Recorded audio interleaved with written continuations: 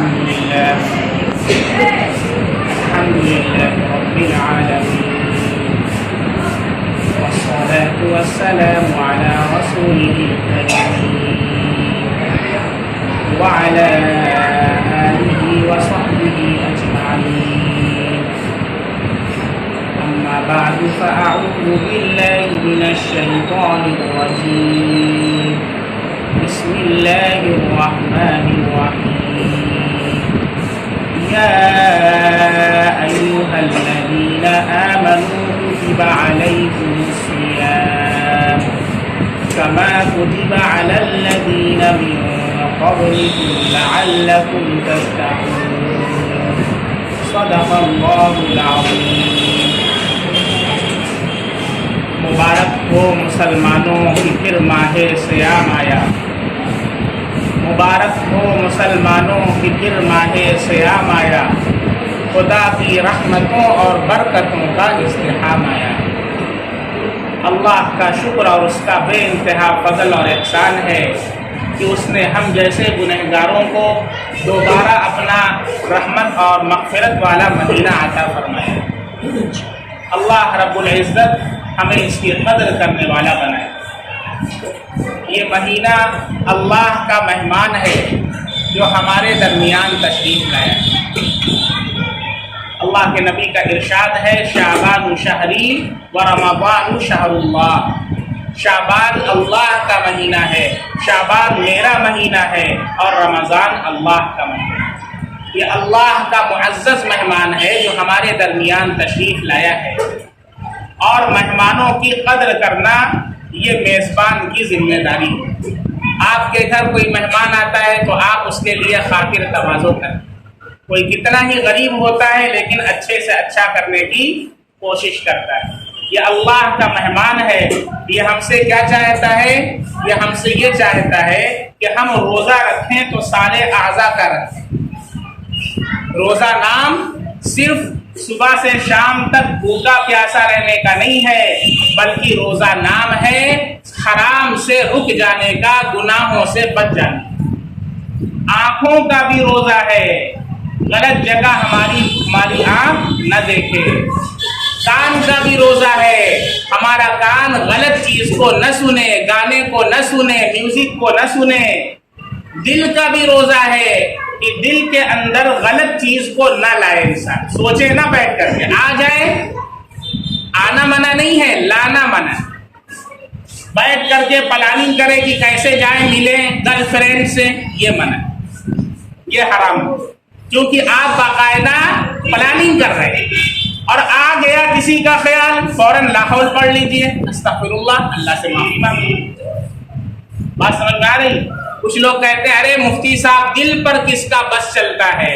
تو وہ تو ہم کو بھی پتا ہے دل پر کس کا بس چلتا ہے، لیکن جان بوجھ کر کے بیٹھ کر کے پلاننگ کرنا منع ہے. غلطی سے، بھولے سے اگر کسی کا خیال اتفاقاً آ گیا وہ منع نہیں ہے. فوراً استغفار پڑھنا ہے اور اللہ رب العزت سے معافی مانگ لینا ہے اور اس خیال کو دفع کر دینا. یہ دل کا روزہ ہے، یہ سارے اعضاء اور جوارح کا روزہ ہے. ہم نے یہ سمجھا کہ پانی کو اور کھانے کو چھوڑ دیا جو حلال تھا، اللہ کے کہنے پر ہم نے کھانے کو چھوڑ دیا، اللہ کے حکم پر پینے کو چھوڑ دیا. کھانا حلال تھا، پینا حرام تھا، لیکن جو آلریڈی حرام تھا اسے نہ چھوڑ. تو پھر روزہ ہی کیا؟ جھوٹ بولنا پہلے سے حرام، روزے کے اندر ہم جھوٹ بولنا. غیبت کرنا پہلے سے حرام، روزہ رکھ کر کے ہم غیبت کرتے ہیں، اپنے بھائی کی برائی کرتے ہیں. چغلی کرنا پہلے سے حرام، روزہ رکھ کر کے ہم چغلی کرتے ہیں. عام طور پر ایسا ہوتا بھی ہے، روزہ انہی لوگوں کو کھلتا ہے کہ جو گناہ کرتے. جو گناہ نہیں کرتا اس کو روزے کا احساس ہی نہیں ہوتا ہے. روزہ رکھنے کے بعد بہت سے لوگوں کو دیکھا جاتا ہے بہت ٹینشن میں رہتا ہے، منہ بنائے ہوئے ہیں. ارے بھائی کیا روزہ ہے؟ کیا ہو گیا بھائی؟ روزہ ہے، یہ اللہ کا مہمان ہے. صبح جم کر کے ابھی تروئی اور پراٹھا اور جلیبی سب پوسا ہے اور شام کو 11 آئٹم تیار ہے اور ابھی کہہ رہے ہو روزہ ہے. بجائے اس کے کہ ہم ٹائم چینج کر دیتے ہیں، روزے کے اوقات میں کچھ نہیں کرتے. اس لیے روزے کو بشاشت کے ساتھ رکھنا ہے، منہ نہیں بنانا ہے. تھوڑی سی اگر پریشانی اور تکلیف بھی ہو تو اللہ کے لیے برداشت کرنا. کل قیامت کے دن اللہ رب العزت کی طرف سے اعلان ہوگا, کہاں ہیں میرے بندے جو میرے لیے روزہ رکھتے تھے, کھانے کو چھوڑ دیے, پینے کو چھوڑ دیے, کہاں ہیں میرے بندے؟ روزے دار آئیں گے, چلے آئیں گے. اللہ نے ان کے لیے ایک دروازہ بنایا ہے جنت کا, جس کا نام باب الریان ہے. کیا نام ہے؟ باب الریان. ریان رئی سے مشتق ہے, جس کے معنی سیراب کرنا. چونکہ روزے دار اللہ کے نام پر بھوکا رہتا ہے, اللہ کے نام پر پیاسا رہتا ہے. اللہ روزے داروں کو بلائیں گے اور پھر ان کی VIP گیٹ سے انٹری ہوگی. جو روزہ نہیں رہتا وہ کھڑے ہو کر کے منہ دیکھتا رہے گا, ارے یہ کس کی انٹری ہے؟ یہ روزے داروں کی انٹری. اور اللہ کہیں گے الصوم لی وانا اجزی بہ, روزہ میرے لیے ہے اور میں اس کا بدلہ دوں. کیسے روزہ میرے لیے؟ کیا نماز میرے لیے نہیں ہے؟ کیا قرآن اللہ کے لیے نہیں ہے؟ کیا صدقہ اللہ کے لیے نہیں ہے؟ پھر اللہ نے روزے کے لیے کہا کہ روزہ میرے لیے ہے. کیوں؟ اس لیے کہا کہ روزے میں بندے کا جو اخلاص ہوتا ہے وہ دیگر عبادتوں سے بڑھ کر.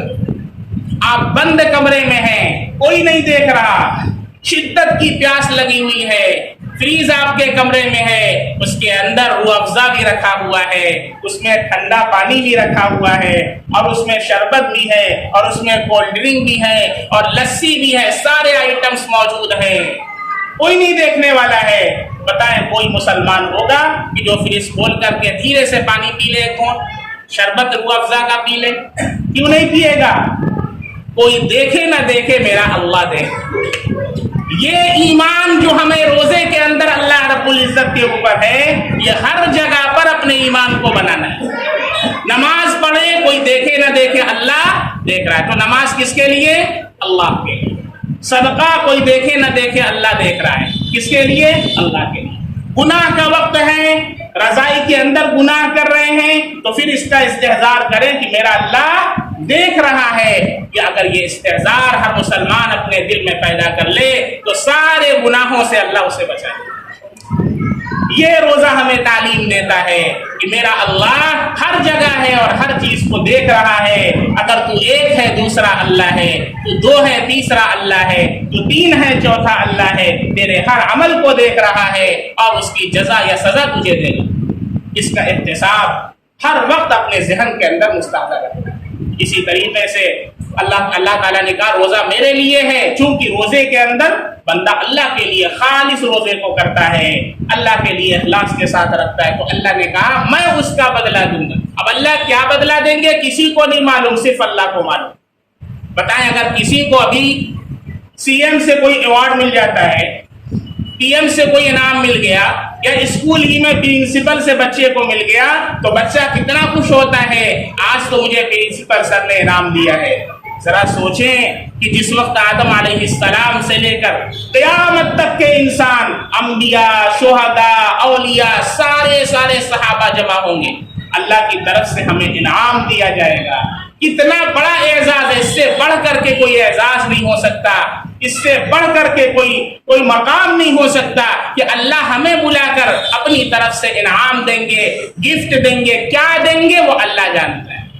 اور اتنی خوشی ہوگی کہ جو روزہ نہیں رکھ رہا ہے, آج دنیا بھر کے بہانے ہمارے پاس ہیں. اللہ کے بندوں, ایک مہینے کے لیے روزہ آیا ہے, اللہ کا مہمان ایک مہینے کا ہے, پھر چلا جائے گا.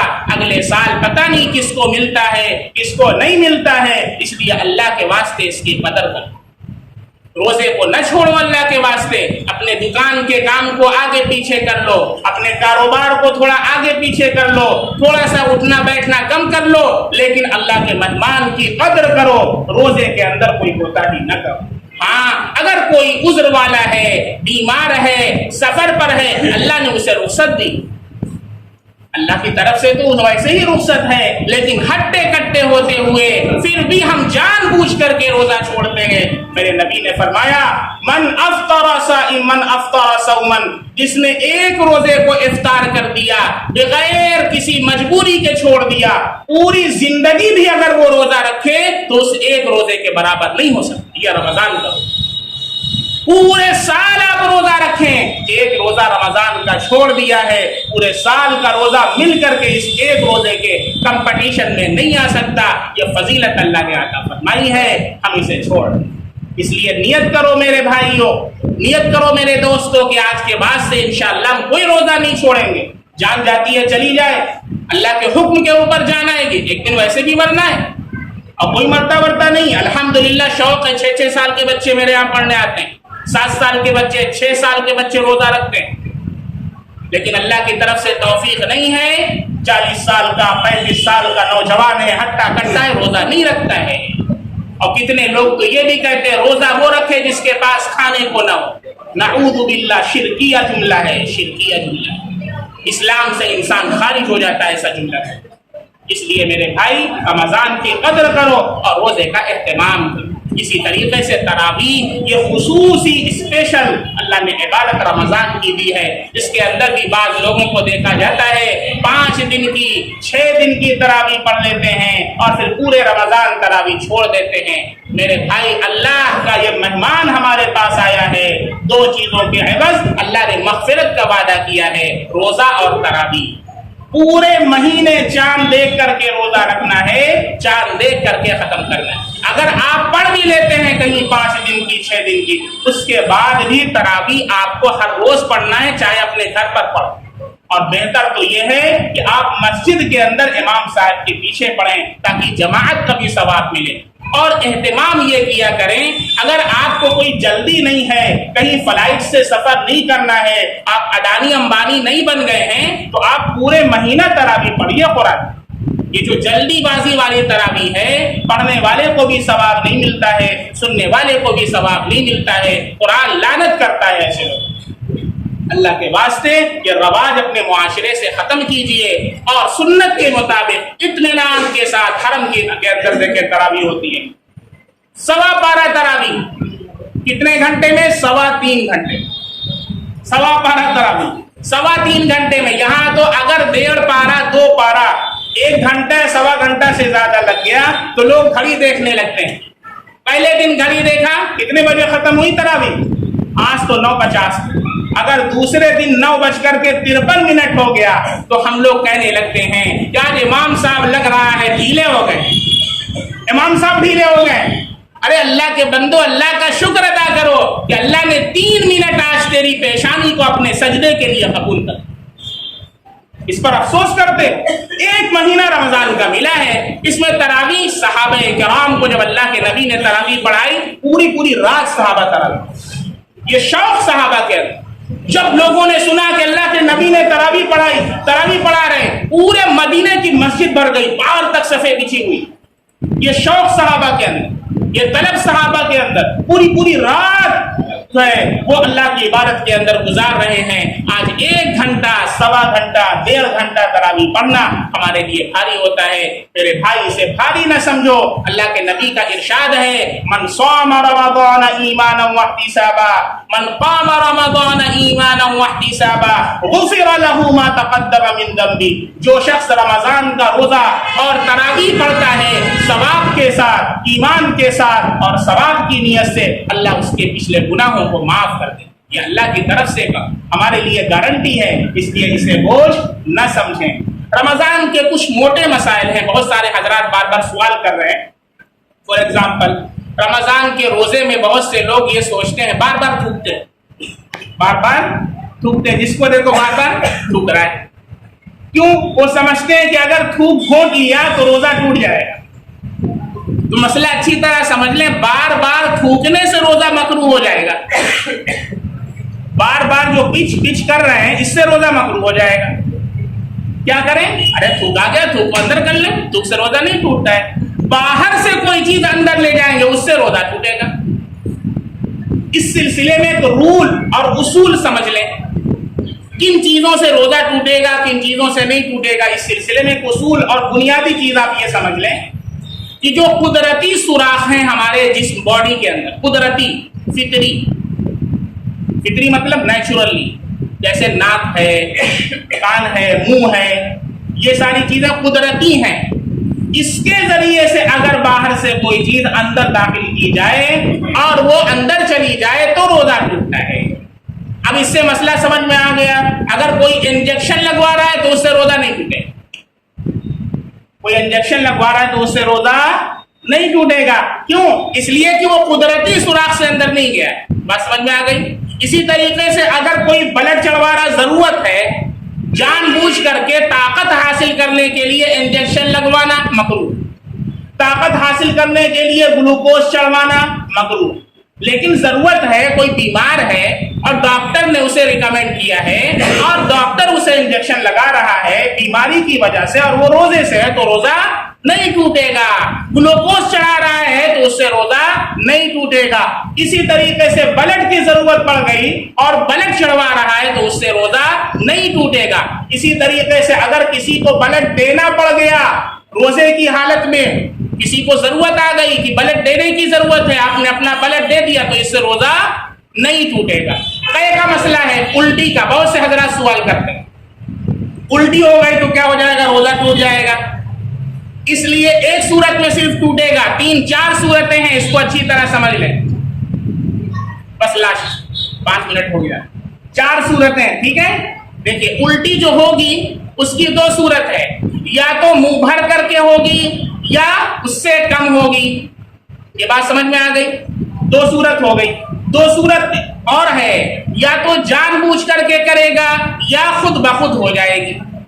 4 صورتیں ہو گئی، الٹی ہوگی، منہ بھر کر کے ہوگی اور جان بوجھ کر کے ہوگی۔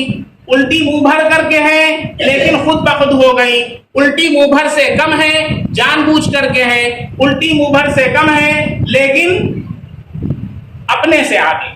ان 4 صورتوں میں صرف ایک صورت میں روزہ ٹوٹے گا، کب؟